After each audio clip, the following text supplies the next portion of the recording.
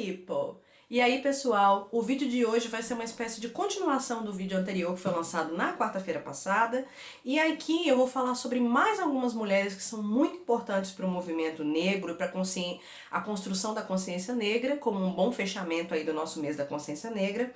E elas são mulheres importantes para o movimento negro brasileiro, que lutaram pelos nossos direitos, nos representaram na política, na literatura e nas artes após o final da escravidão, principalmente durante o século XX. Então, acompanhe o vídeo, o meu nome é Winnie e sejam muito bem-vindos ao canal Free Winnie. E o vídeo de hoje é dedicado a outras mulheres que foram participantes da nossa luta depois da escravidão. Então esse vídeo eu fiz uma seleção de 8 mulheres que tiveram papéis fundamentais na nossa luta por direitos e representatividade e que enfrentaram racismo, machismo, desprivilégios e preconceitos que foram algumas, das heranças que esse sistema de 300 anos deixou para as pessoas negras de hoje, deixou como herança para nós. Essas mulheres, contudo, não aceitaram essa herança de desprivilégio e lutaram para a construção de uma política e de uma cultura enegrecida.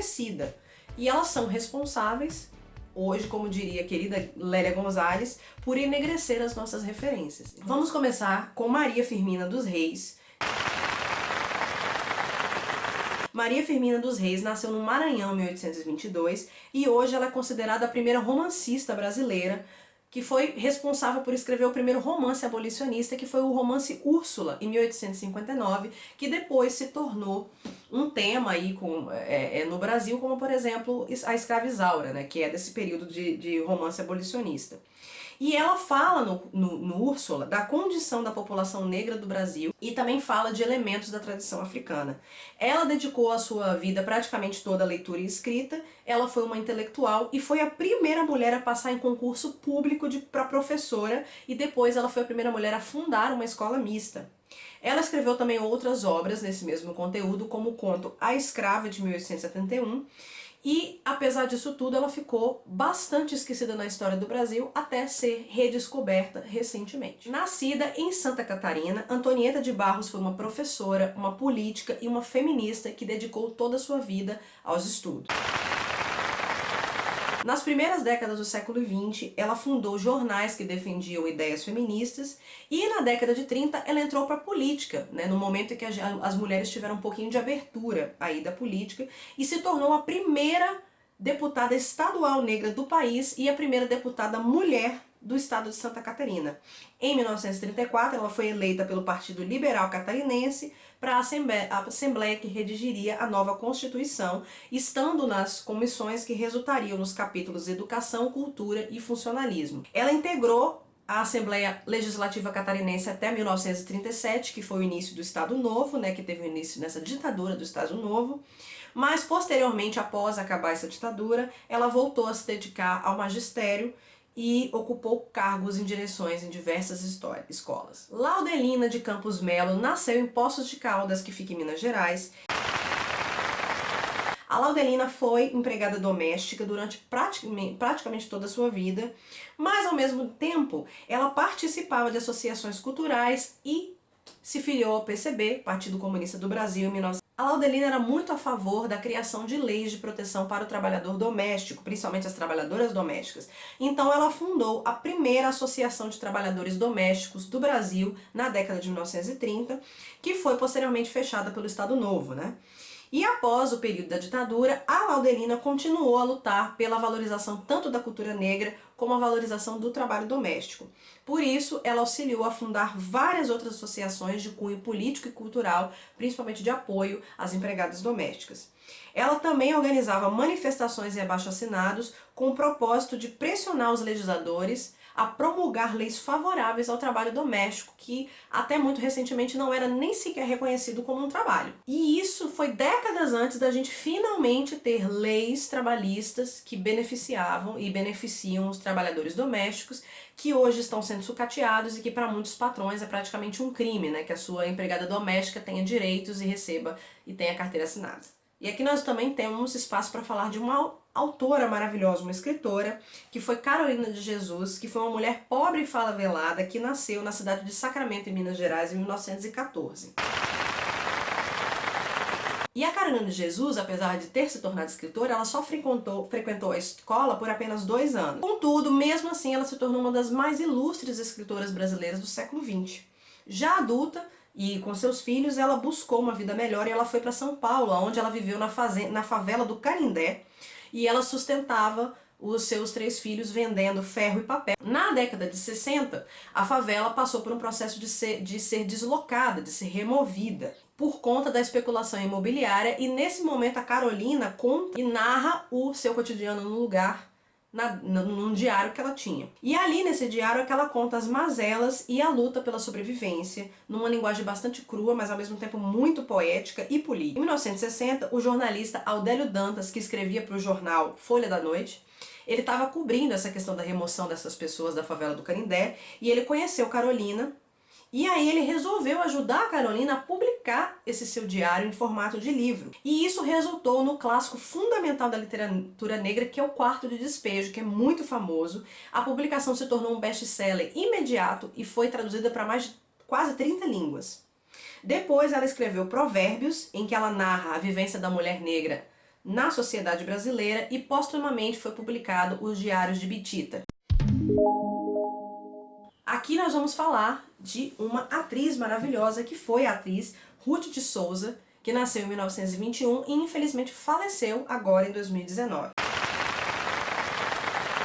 Ruth de Souza foi uma grande atriz de teatro, cinema e TV brasileira e faleceu agora em 2019, tendo completado quase 100 anos de vida. A Ruth nasceu no Rio e ainda criança ela perdeu o pai e foi criada pela mãe, que trabalhava como lavadeira para sustentar ela e mais seus 2 irmãos. Ainda jovem, a Ruth se interessou pelo teatro e em 1945 ela ingressou no Teatro Experimental Negro, que era chefiado pelo cineasta Abdias de Nascimento.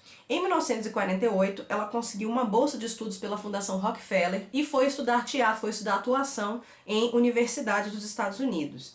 Ela foi a primeira atriz negra a atuar no Teatro Municipal do Rio de Janeiro, junto com um grupo negro de teatro que representaram uma peça lá. Ela também foi a primeira atriz negra a receber uma indicação de melhor atriz em seu papel no filme Sim, a Moça, que foi no Festival de Filme de Veneza, em 1954. Em 68, ela entrou na Globo e tornou-se a primeira atriz negra a ser, digamos, protagonista de novela, protagonista da novela Passo dos Tempos, de Janete Claire, e depois de A Cabana do Pai Tomás, que foram ambas em 1969. No ano passado, após 68 anos de carreira, ela continuou atuando e ela fez uma participação na minissérie Se Eu Fechar os Olhos Agora. Ela já estava bem debilitada nessa época, e hoje ela é conhecida como a primeira dama negra do teatro brasileiro. Lélia Gonzalez foi uma filósofa, antropóloga, professora, escritora, intelectual e militante do movimento feminista negro do Brasil.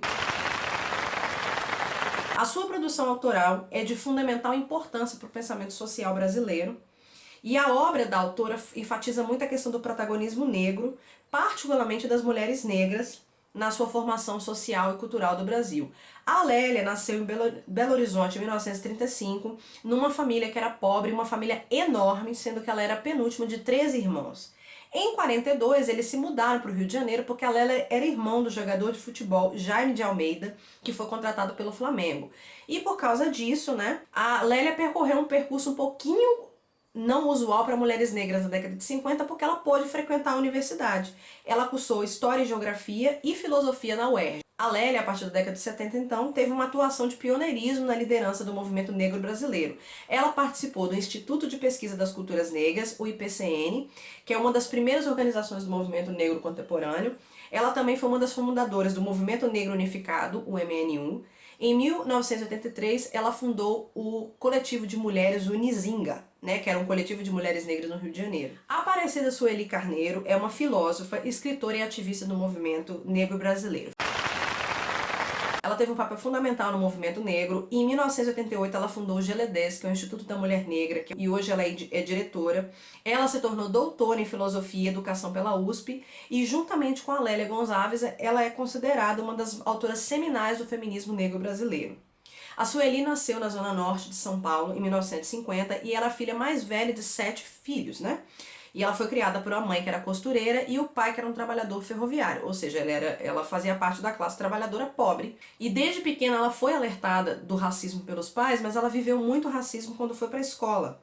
E dessas suas vivências foi quando saiu a sua percepção e seus estudos sobre racismo, que depois, posteriormente, acompanharam movimentos antirracistas dos quais ela fez. A Sueli participou do movimento negro brasileiro entre os anos 70 e 80 e, mais recentemente, ela abraçou totalmente a causa das cotas raciais do Brasil nas universidades brasileiras, defendendo, inclusive, em uma audiência pública no Supremo Tribunal Federal em 2010, para que as cotas se tornassem lei obrigatória para todas as universidades brasileiras. Por último, queria falar de uma moça mais jovem e mais recente, que foi Marielle Franco. A Marielle Franco foi vereadora do Rio de Janeiro, uma mulher negra originária da favela, uma jovem mãe, socióloga e mestre em administração pública.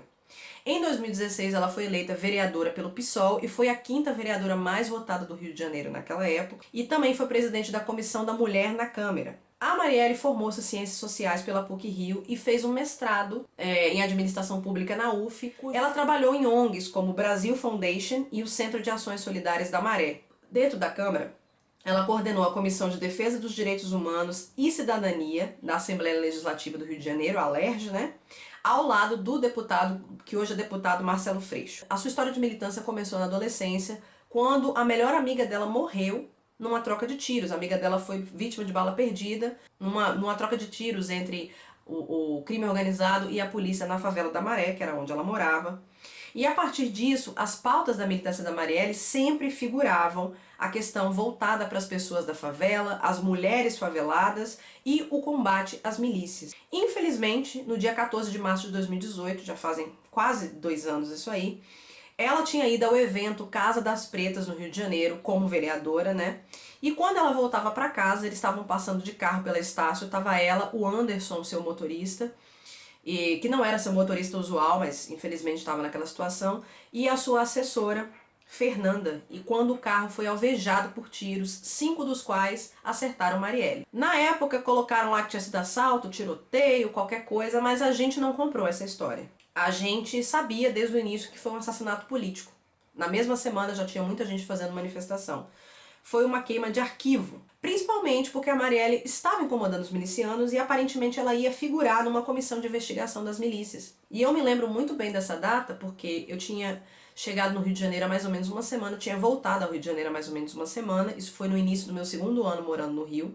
Eu tinha alugado uma casa onde eu ia dividir com uma amiga, e essa amiga não tinha se mudado ainda, mas exatamente no dia 14 de março foi o dia que a minha mãe e meu padrasto vieram me visitar. Eles chegaram de ônibus e deu a maior confusão, o maior trânsito na cidade porque isso tinha acontecido. 2 dias seguintes nós fomos no funeral da Marielle, que foi na praça da Candelária, ali no centro do Rio. Então eu me lembro muito como se fosse hoje esse dia. A gente conhecia a Marielle, mas não sabia de tudo que ela é capaz. Mas eu me lembro de ter, na hora, achado que tinha alguma coisa errada com daquele crime. E também de como a gente foi bombardeado por notícias falsas, inclusive falando com que a filha dela tinha sido filha de um homem do tráfico e não sei mais o que.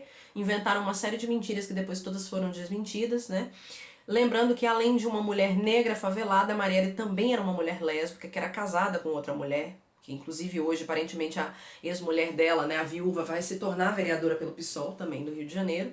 E ela era uma ativista pelo direito das mulheres, pelo direito dos negros, e incomodava muito, e como muitas outras pessoas antes dela, muitos outros ativistas antes dela, ela foi assassinada pela sua luta, simplesmente assim. Eu queria primeiro indicar para vocês o depoimento da Fernanda Chaves, a Fernanda Chaves, que foi essa assistente da Marielle, que estava no carro com ela deu um depoimento para o jornal É o País, do Brasil. Eu vou colocar o link aqui para vocês, ela narra exatamente o que aconteceu naquele dia, do ponto de vista dela. Pois é, pessoal, esse era o vídeo que eu queria oferecer para vocês hoje. Espero que vocês tenham gostado, e caso vocês conheçam outras militantes, outras heroínas, pessoas fortes, que merecem ser valorizadas no movimento negro, por favor, comentem aqui embaixo, dividam essa informação com a gente. Para finalizar esse vídeo, gostaria de agradecer a uma doadora da minha vaquinha, Leve-me para o Doutorado Sanduíche em Londres, que é a minha amiga Luísa Esther Donar, que contribuiu com R$100. Agora que chegamos ao fim do vídeo, queria lembrar vocês mais uma vez de se inscrever no canal, caso ainda não tenham se inscrito,